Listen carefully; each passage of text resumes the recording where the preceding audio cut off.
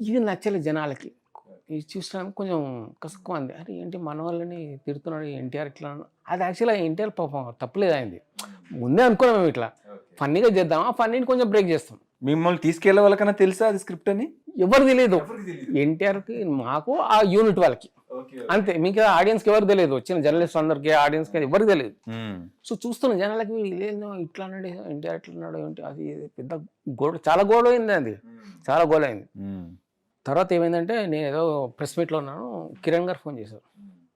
ఇక్కడ ఏడును ఆయన ఆఫీస్లో అర్జున్ గారు ఆఫీస్లోకి ఇట్లా కిరణ్ గారు ఏమైందని ఆఫీస్లో పోయేసరి గద్దార్ ఉన్నాడు, గద్దార్ గారు. ఓకే, మన మీన గద్దార్ గారు. గద్దర్ గారు, ఓకే. ఆయన నమస్తే గద్దర్ అని ఇట్లా కాలు ఏంటి అరే ఏం రాడు ఏం చేసినావు ఏదో గడబడి చేసినట్టు కూర్చో ఇక్కడ ఆయన కూర్చోబెట్టాడు. రవిప్రకాష్ గారు, ఆయనకేమో కిరణ్ గారు చెప్పారు